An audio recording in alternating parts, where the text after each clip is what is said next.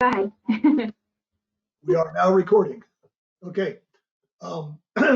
We also have a video-based version of this basic same presentation we can provide you as well, but I'll record this for you. So Andrea mentioned the pyramid. At the top of the pyramid is the organization, which is typically your health department. In this case, we developed a little demo organization we call USA Public Health. What we're going to do now is we're going to walk through those three phases Andrea talked about. We're going to develop a quick little operational plan. We use the example of tobacco cessation. Then we're going to monitor through its life cycle so we can see all the various tools to do that. And then we're going to walk it through that PDCA cycle to see how we can make changes, for quality improvement. So I'm going to take you live into the system here. So when you log into the dashboard, you'll see a screen similar to this. The number of menu items you see down here is dependent on your login credentials. This happens to be an org admin login, we call it. These tabs across the top is what Andrea was just talking about, that pyramid flipped on its left side. So I'm going to navigate down the pyramid by going across these tabs. First thing I'll do is select my groups. The groups, again, are the organizational structure of your department plus the highest level plans. So the highest level plans, in the accreditation world are what FAB calls their six-pack of plans, the ones you see here: strategic plan, Township, QI, emergency ops, and workforce development. And then you'll see under here, you'll have the administrative services division, financial services, etc. Down here, we have community health division, and under community health, we have this group called Tobacco 2022. Now, under Tobacco 2022, we have a specific set of services or initiatives. The difference between services and initiatives: services are things that are going on now. Initiatives are those things you want to accomplish in the future. Typically, the only difference between services and initiatives in the plan are the dates at the activity level. We'll show you that in a minute here. So we're going to call this initiative tobacco cessation. You can see we have another one, secondhand smoke, and then tobacco initiation prevention. Under tobacco cessation, then we have a set of goals. The goals are a high-level directive as to what we're trying to accomplish. Typically, it's an action verb followed by a few words. So in this case, reduce smoking in high schools, reduce smoking in colleges, reduce smoking in public areas. So those are the kind of the big buckets of things we're trying to accomplish here. Now you notice at this point we started with this traffic light. There are actually 4 different traffic lights: green, yellow, red, and then the gold light. Gold indicates successful completion of this portion of the plan. Green typically means things are moving along as expected. Yellow means there's something potentially getting in the way. Think back a couple of years when you started hearing about this thing called COVID, and you didn't know what it was going to do to your resources. You might mark this plan as yellow, putting a note down in here and saying, we mark this as yellow because we don't know what this COVID thing is going to do to our resources. We may have to push this back. The red light would be, a year and a half ago when you're in the middle of vaccinations and testing and didn't have any resources. Again, mark it as red, put a note in there that says, we'll get back to this when this COVID thing is over with here. So everything is marked with a traffic light just to give you a visual indication of how things are moving in here. So now underneath this particular goal of reduce smoking in high schools, we're going to add a set of very specific objectives. We call them SMART objectives: specific, measurable, attainable, realistic, and time-based or time-bound, depending on your particular definition. So as an example, we have reduce smoking at Wayne High School by 25% by the end of the school year. So it's a very finite target that we're setting here. At this point in time, we set this person in here called the objective lead. In this case, Steve Hansen is the program manager, project manager, whatever you want to call him, to get to this particular objective. Now, a lot of plans, particularly strategic plans, tend to stop at this level. We've defined the objective. We know what we're trying to accomplish. Works really great until somebody comes up to you and says, hey, how are you going to do that? That's when we get down to what we call the operational level, or the activities. The activities are the set of steps you're going to go through that you believe will accomplish the objective. Now, in the dashboard, there are 3 different types of activities. Project-based activity is by far the most common.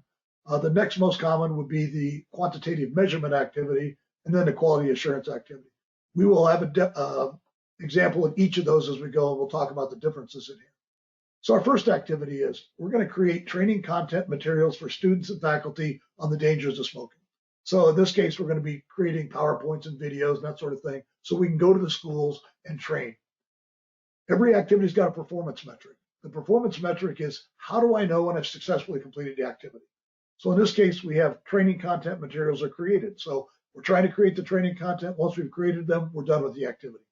Beginning and ending date, when we're going to do it, and then the project-based activity is just measured by percent complete.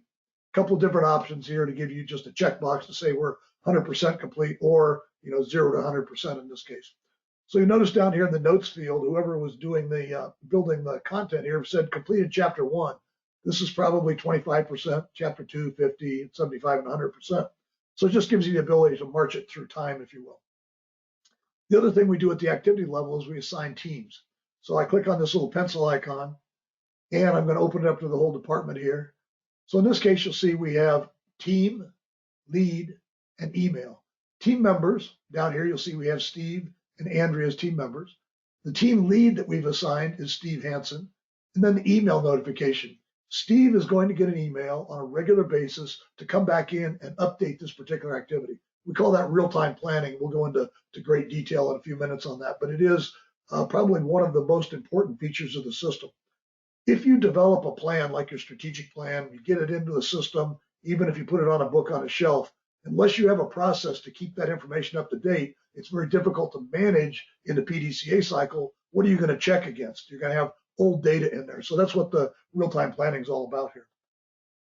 Over here in the right-hand column, FTE or full-time equivalent, you have the ability, if you choose to measure the amount of human effort by each person doing this activity.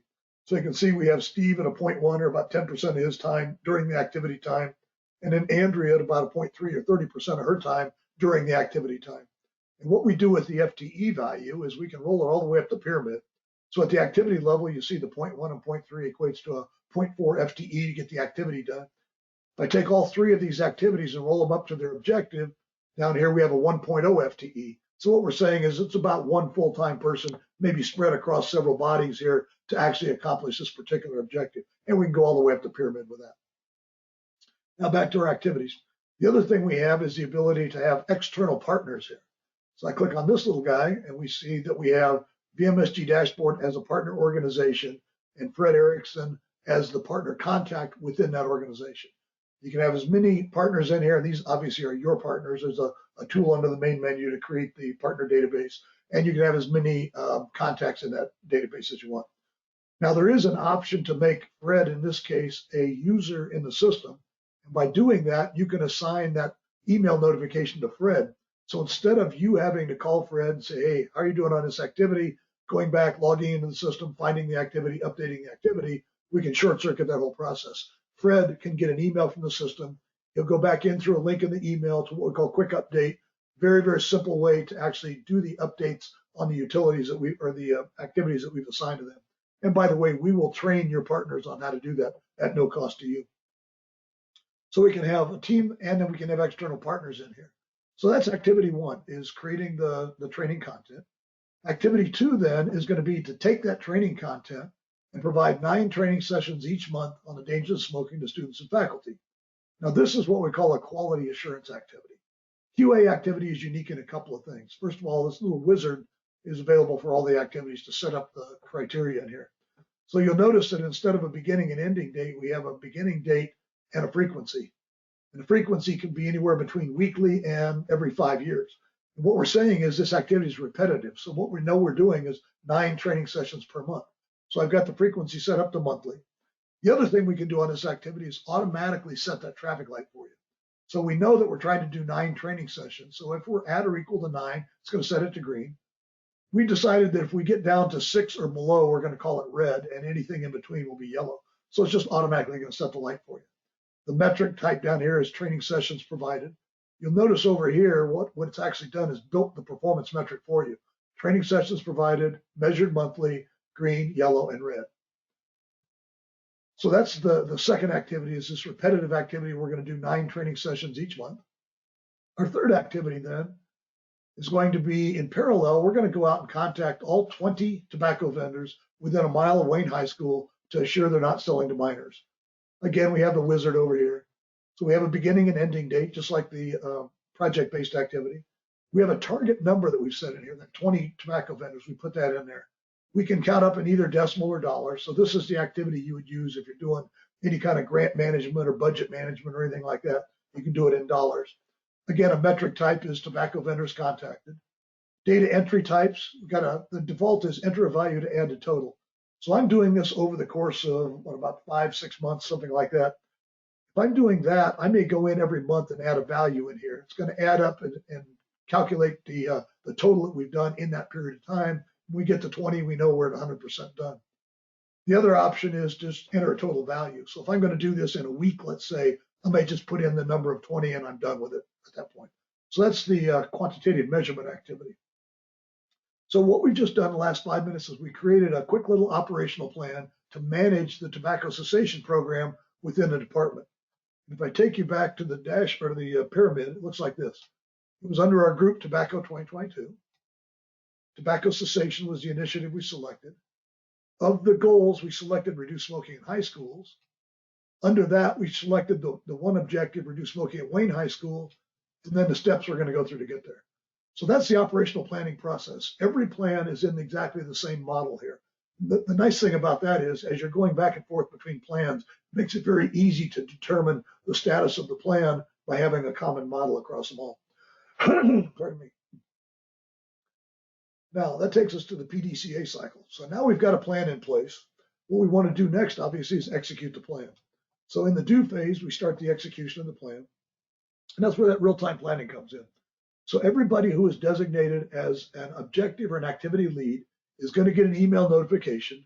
It can be anywhere between daily and monthly. Most often it's monthly. So you're going to say, let's say once a month, we're going to get an email notification to the activity leads and the objective leads. They're going to go back in through what we call the quick update system to be able to do the updates on it. Just to give you an idea, this takes about 3 to 5 minutes per person per month. So it's a very efficient process to collect that data. Now it's required if you're going to be able to do the check phase here, the next phase, to be able to have that data. Otherwise, you're looking at old data and you can't really check it. And that's what the check phase is about. The check phase is how are we doing on this particular plan? Let's go back into here. I'll go back and look at my objective level. So our objective is to reduce smoking by 25%. Down here we have that we've gotten to that 25% target. So Steve Hansen over a period of time has updated this objective till we got to 25%. What did it look like over that period of time? This little chart will tell you that. So we started out with 0 reduction, and we got 10, 15, 20. You can see we got to our 25% reduction number, and we capped off there. So we had a plan to get to 25. We have an actual 25. Everything is perfect. We got the plan that we need here. Back to PDCA. So that was the check phase. If you've got that real-time data in there, the check phase is that easy. That's all you have to do. Now we go into the adjust phase. In the adjust phase, we're going to make any corrections if necessary. Well, basically, we have a plan that's working perfectly, so no corrections are necessary. We'll continue through skipping the plan, continue the execution, go back and do the check every once in a while, maybe once a month or once a quarter, just to make sure we're still on target in there. So that's kind of the first scenario. Now let's go back and look at a different example. We have reduced smoking at Desert Vista High School by 25% by the end of the school year.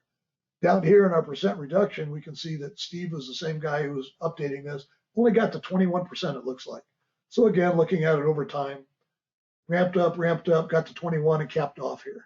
So at this point in time, what we know is we're not making our plan. What we don't know at this point in time is why. So that's where we're going to go down to the activity level and see what's going on. So our first activity, create the training content and materials. Got a gold bar there that indicates it's successfully completed. So we can just skip over that one. Second one, however, we got a red light. And the red light says we're providing 9 training sessions each month on the dangers of smoking. Down here, you'll notice the actual for the current period is only 5. Let's go look at our chart here.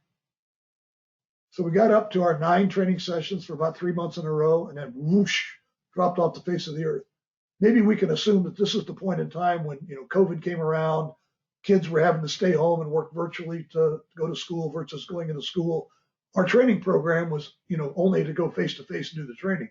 So as the kids are going home from school, we're not able to get there. So hence we're not getting our training sessions in. And then our third one, we have a yellow light here. It says contact all 20 tobacco vendors. Well, down here, if I look, it says we're only at 15. Again, look at the chart. Got up here and got to 15. So we still have 5 tobacco vendors that could be doing, bad things, selling to minors or whatever. So that's another potential thing. So we believe that these 3 steps were going to get us to that 25% reduction. In fact, we proved that on the Wayne High School example. So what we're thinking now is because we can't do the training and we can't do the business to the tobacco vendors is why we're only getting to the 21%. So back to PDCA. At this point in time, we're going to want to make adjustments. Now, there's a couple of adjustments we can make. Let's say we're getting into COVID. We know that we're not going to have any more resources to be able to throw at this particular plan for now, but we still want to be successful at the plan. So maybe we'll adjust the plan. So let's take the plan from 25 down to 21%, continue through the cycle and do everything we can, keep it at 21%. The other thing, if we could find resources, is to adjust the resources. Now, we mentioned that we had a training materials that were only valid for doing face-to-face training. Maybe we could create a virtual training product. Maybe we could actually build a Zoom-based training that we can now get the same training done to the students and faculty at home and get back to on track there. The other thing we had was not being able to get to the tobacco vendors.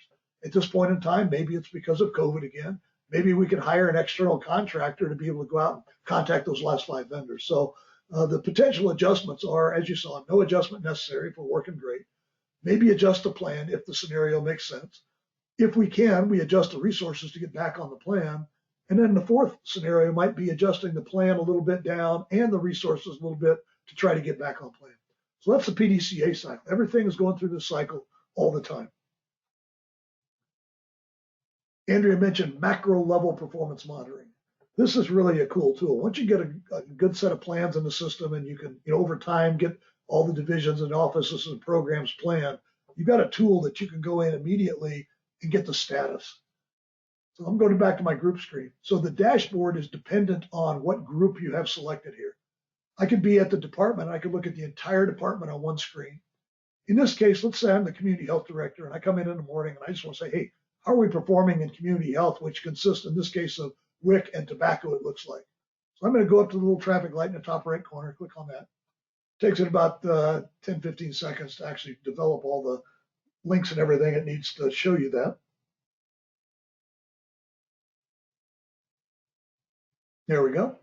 By the way, this is our Christmas traffic light here. 'Tis the season, if you will. So what we're showing here in the top left corner are the number of activities or objectives or goals in each traffic light status. So gold, green, yellow, and red. You can notice up here the red light, and I have the little click finger, so I can drill down on anything on this screen, by the way. I don't have to go back searching for anything. It's all right there. So if I want to click on that red activity, I can look at that, maybe make some adjustments, reassign it, do something along that line to it. The other thing I have up here is a schedule gauge that's showing me for everything within community health, we're about 58 days behind schedule. It's yellow because we're not quite to 60 days. Once we get to 60, it turns red, and once we get on schedule, it turns green. So this is just a nice visual indication of the performance of community health at this particular time. Down at the bottom, we can drill down even further. We can look at those activity leads that we assigned and see how they're performing. This is a nice little tool. When you assign everybody to activities, not everybody will do the updates. We've been doing this for many, many years, and you got to go convince the people that what they're doing is of value to the entire organization. And sometimes you got to go convince them more. One of the things that you can do here is actually audit everybody. So there's an old saying that says, people listen to what you say, people do what you audit. So this is kind of a little audit. In this case, you can see that everybody has been, and obviously a demo system, everybody in here has been over 60 days since they've updated their information. If it's green, that means less than 30 days. If it's yellow, that means 30 to 60 days. So what you want to be able to do is just look at this and say, hey, I need to get everybody back on track. Otherwise, I can't use my check phase to be able to do my updates in here. So it's just a nice tool to be able to look at. Here's a roll-up of FTE by person. So how loaded is each person in here? You can see a couple of them are way overloaded. One of them is way underloaded in here. Lagging just means that they're behind schedule. So we've got 13 activities here that are behind schedule. At least one of them is 60 days due to the color. The days is the same as the schedule gauge up here, but aggregately, Diane is 59 days behind schedule. Overdue, meaning that the ending date's come and gone and we're not yet 100% complete. And then the number of red, yellow, green, and gold. So that's my first view is my people. My second view would be that group screen you saw with all the primary plans, the divisions, the offices, and programs will show up down this column. Same basic information over here. Priorities at the top end of your strategic plan are what we call your strategic priorities. Typically, there's 3 to 7 of them.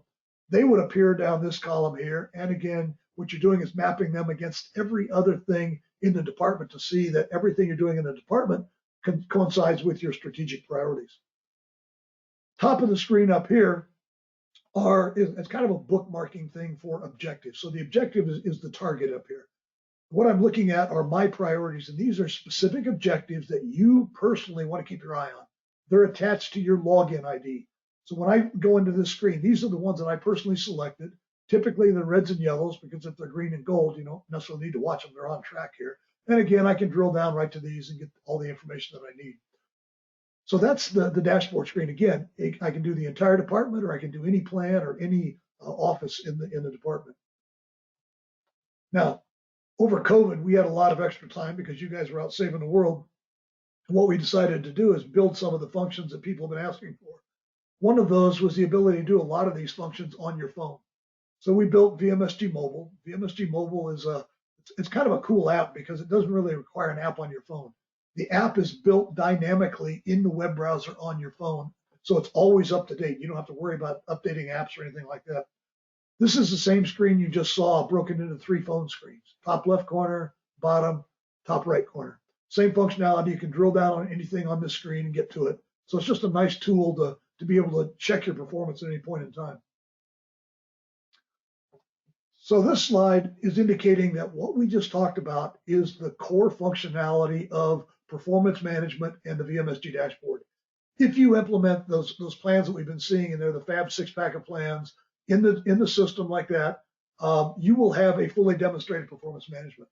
We have about 240 health departments using the system across the nation, and everyone who's gone through the accreditation or reaccreditation process using our system has been fully demonstrated. So we've got a really good track record going here. Now, in addition to that, over the years, people have asked for new functionality. Wouldn't it be great if? So what we're going to talk about now, a little bit quicker pace here, is actually going to talk about the additional functionality built into the system that you can use. But before we do that, are there any questions on what we've talked about so far?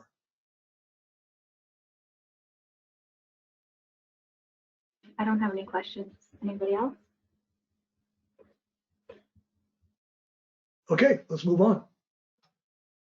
Document management. As you go through the accreditation process, you're going to be submitting somewhere between 300 and 1,000 documents up into the EFAB system. Especially in reaccreditation, which is, by definition, a 5-year cycle, you got to start collecting those documents ASAP, getting them someplace that you know that you'll have them, which measures and standards they're going to, and all that sort of thing. So we built document management right into the system. You can attach the documents right to the accreditation plan or anywhere in the system you want. We've got all the accreditation plans built in. We'll show you that in a few minutes here.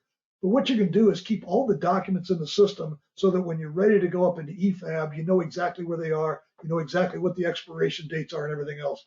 No limitations on the amount of documents, the size of the documents, totally unlimited based on what you need.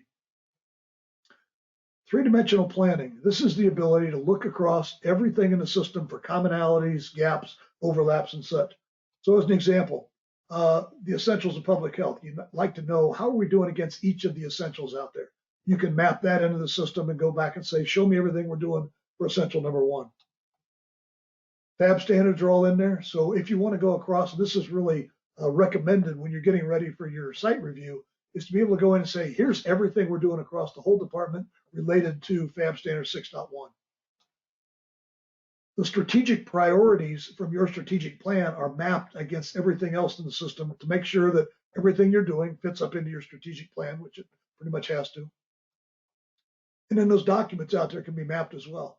So a nice thing to be able to do, if you got documents scattered all over the system, you can go in and map them here and say, these are all the documents we're going to submit up for standard 4.2, so you know exactly where they are. This is again, I can't emphasize how important this is. To be able to have a real-time planning system, you got to have real-time information. Here's how it works. Most people, like I say, set this for a monthly cycle. Let's say it's the first Monday of the month. So on the first Monday of the month, the system goes in at 1 o'clock in the morning, and it looks at every one of the users who's been assigned as an objective or an activity lead, and it asks of them 3 questions. Number 1, have you been in and updated your stuff in the last 30 days? Number 2, do you have anything that's lagging behind schedule? And number 3, do you have anything that's overdue? If any of those is true, boom, out go the emails. As I mentioned, they can go to internal folks as well as selected external partners. In that email is a link, takes them back into what we call the quick update screens. There's 2 screens. There's only 3 fields on each screen to update, and then you log out. Again, the actual time cycle for this across the 240 some odd departments using the system averages about 3 to 5 minutes per person per month. Obviously, you can get greater than that if you assign somebody a huge number of activities. You can get less than that if somebody has 1 activity, but that's kind of the average. The activities quick update screen looks something like this. Well, it looks exactly like this, actually. The top part of it is the pyramid. So the group, service, goal, objective. It says I'm activity 1 of 6, gives me the activity and the performance metric. The only fields that you change are the traffic light, based on what you know about the activity, the data value down here, and the notes. Then you hit the next button, cycle through those. Then it'll take you to an objective quick update screen, cycle through those, and you're done. A very, very efficient process to collect that information. And again, you're distributing it out to everybody in the department as well as some external partners so that it really is a very efficient process. And you can always manage on the dashboard screen. You'll know exactly how real time your data is. Again, it's built into the phone version as well. So you got the activity quick update and the objective quick update screen. You can do everything you could on the dashboard screen on your phone. So, you're coming into the office in the morning, you stop at Starbucks and you get the email and say, hey, I'm going to do this while I'm drinking my coffee. Click on the link, opens it up on your phone, you do your updates, and you're done for the month. Bunches and bunches of reports. The most common report is this top one called the operational plan report. It looks similar to this for the tobacco cessation program. You'll notice it's basically the pyramid. So you got the group, the initiative, tobacco cessation. Any documents that are attached will show up here in green, where this one's happened to be attached to the initiative.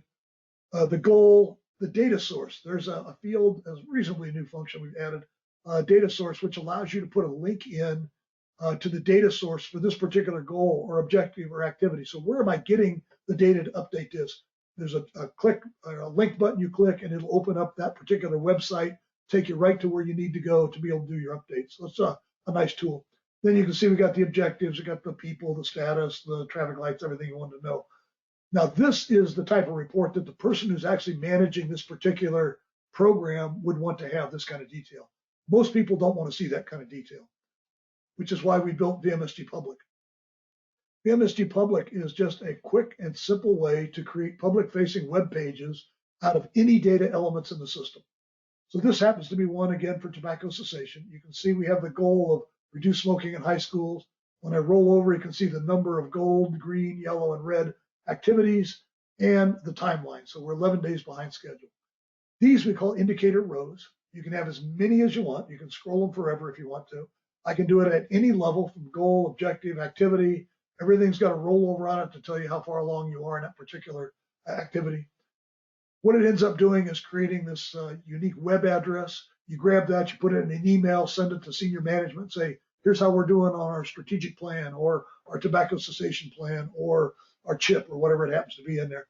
You can put that link up on your public facing web page. So now people can actually go in from the public and see how you're doing on all these things. So it's just a really nice tool to be able to share information in a graphical form.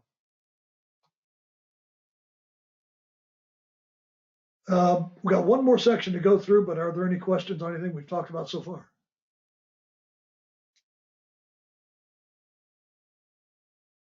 Okay, let's go. Accreditation. You guys talked about the accreditation stuff. We have built all of the plans for accreditation in the system. So we have all of the 1.5 plans and all of the 2022 plans. Let's go ahead and go live into there.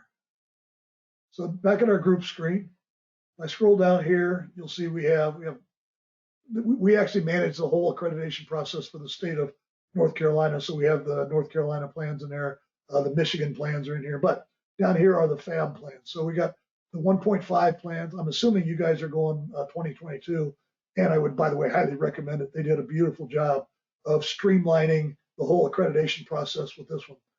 So the FAB, by the way, there's the Pathways Recognition Program for smaller health departments who just want to kind of get a start in there. It's about half the size of the accreditation plan.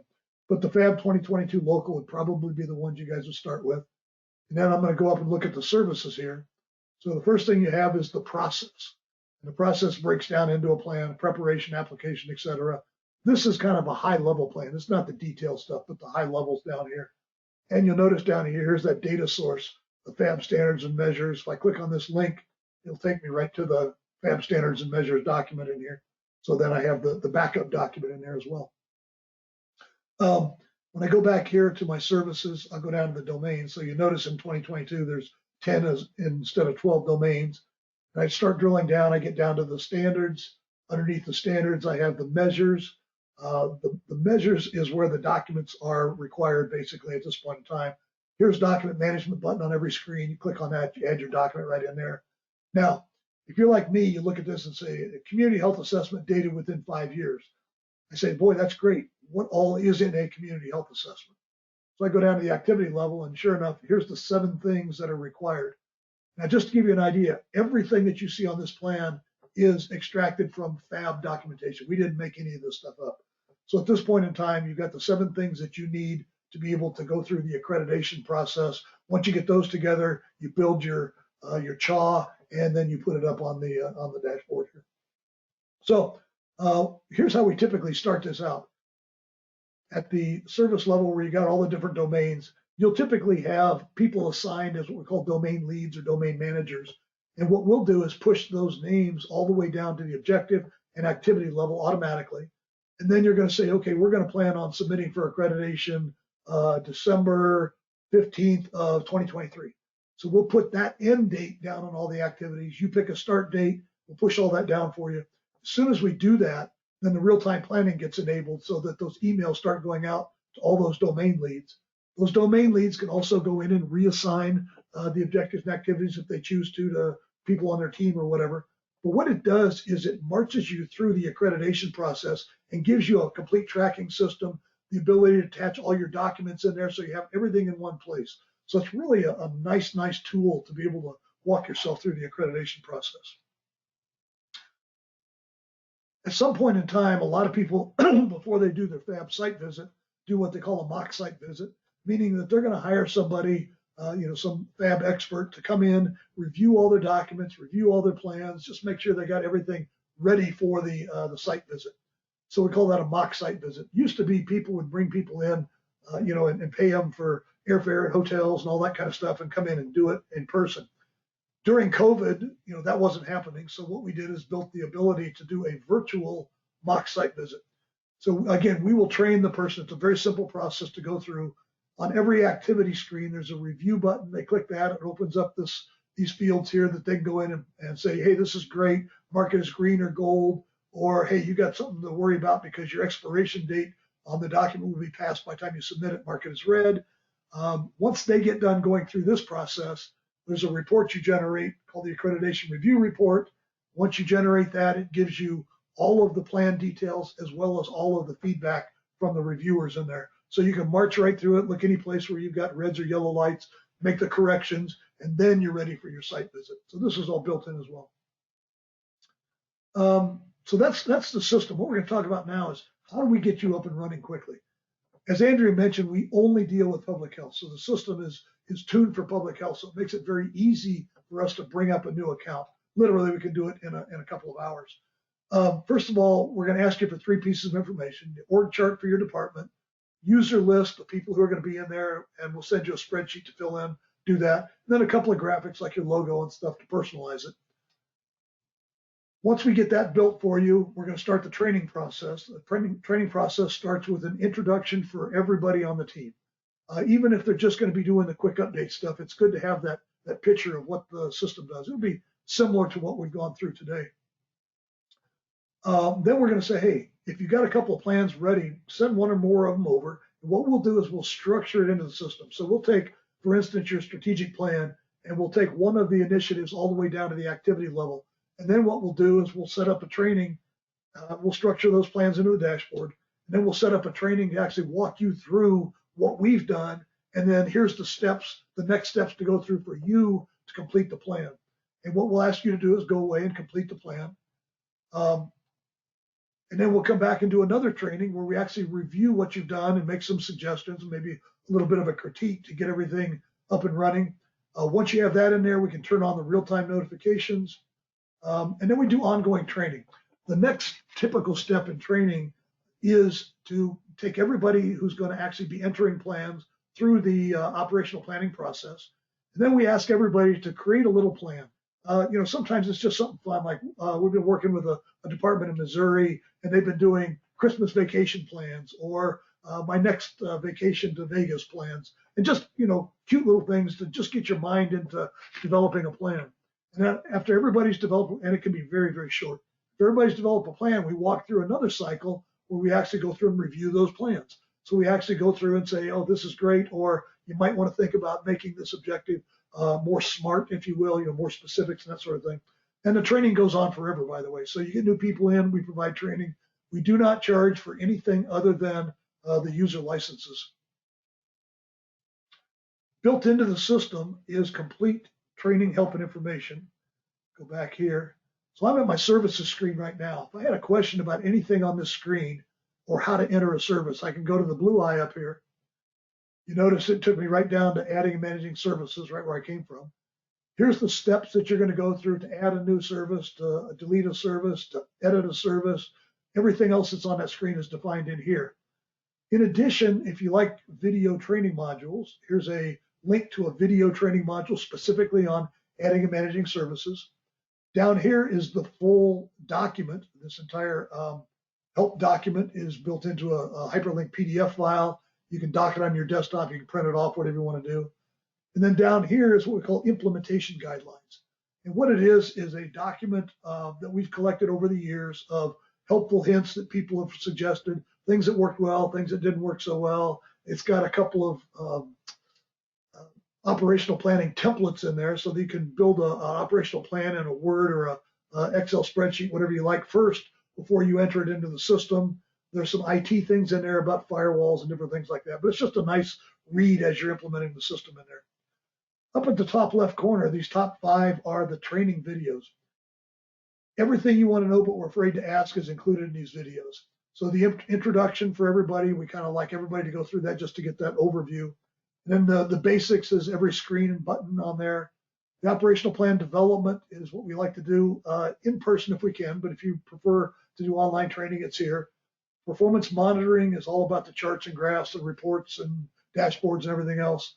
And then for those of you who are assigned as administrators, how to manage the user and the permissions and what they can see and what they can't see, what they can get to, et cetera. So full training built in. If you go through all of these training modules, it's 3.5 hours of video, but it's very, very comprehensive. Quickly, benefit summary. You'll see it's very cost effective. We'll show you the pricing model here in a minute. The dashboard is really a great tool to manage performance of any particular part of the system or the entire department. Real-time planning, that is a key element to be able to manage your plans in real time. 3-dimensional planning, looking across everything. All the accreditation stuff is built in. You can have any or all the plans. We don't charge for any of that. The entire system is cloud-based. No browser add-ins needed. No anything needed. So all you need is a compatible browser, which is any of the standard browsers other than the old Microsoft browsers, basically. And then VMSG Mobile, same thing. It's a browser based on your phone here. So that's kind of everything that we go through here. Okay, questions now, please.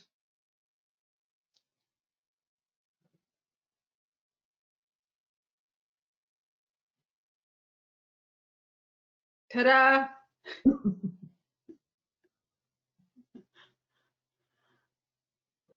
Has a lot of info, but it's very helpful info. I really like the colors. My team members can attest to that. I love color coordination, so it'll make things very easy. We do a lot of like statistics tracking, just like COVID vaccines that we gave out, flu vaccines. Can that be built in too? Yep. Yeah, we do that all the Yeah. time. Yeah, you can build plans for anything into the system, all the way down. Yeah. We're managing SOPs for departments now, where they have all of their standard operating procedures built in, so it's easy to get to them. And then the plan says, hey, you're going to update this once a year, and it notifies the person to do the updates, all that kind of stuff. It's all built in. Okay, great. Would you like to see the price model? Yes, please.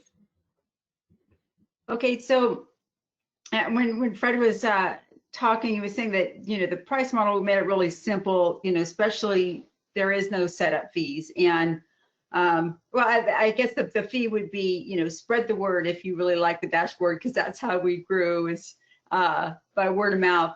But we wanted to make it feasible for the smaller departments as well as the larger department. So we do this per user count. So the first 50 users you have on the system is going to be $100 per user per year.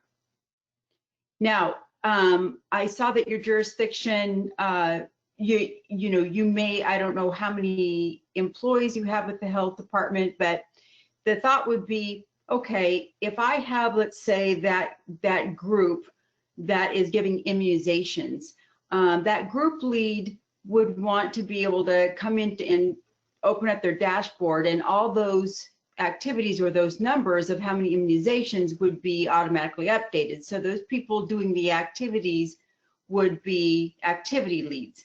So that's kind of how you determine how many people would you have that you would want the system to send out an email to say it's time to update your activities so you can update your groups. How many employees do you have with your health department right now? Ballpark, I think it's around 25 to 30. Yeah. Okay. Yeah. And then external partners? I don't know. We work with a lot of like the community centers and things like that, but I don't know how many we would use the system with.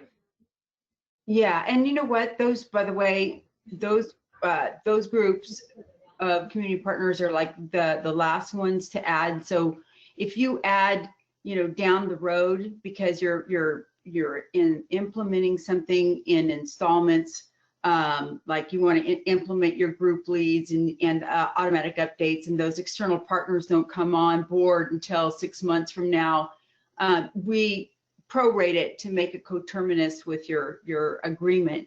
So with 25, I'd probably say need to have between 20 and 25 users. It would be $2,500 a year.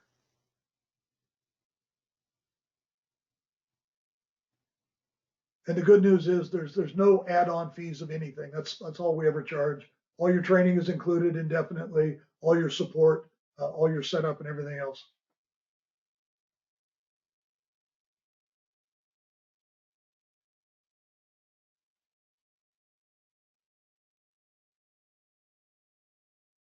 Awesome. Can we get the cost breakdown emailed as well? Oh yeah, of course. And you know, I'll just tell you that, you know, I said 1 to 50 is $100 per user per year. After 50, it's cut in half, and that's, you know, so that the really huge departments can utilize it too. So 1 to 50 is $100 per user, and that's, we do not change our prices. We'll go ahead and I'll send you a copy of this. Okay. And did you wanted the recording as well, right? Yes, please. Oh, good. Does anybody else have any other questions? If what the system can do, and you know, any information you might need?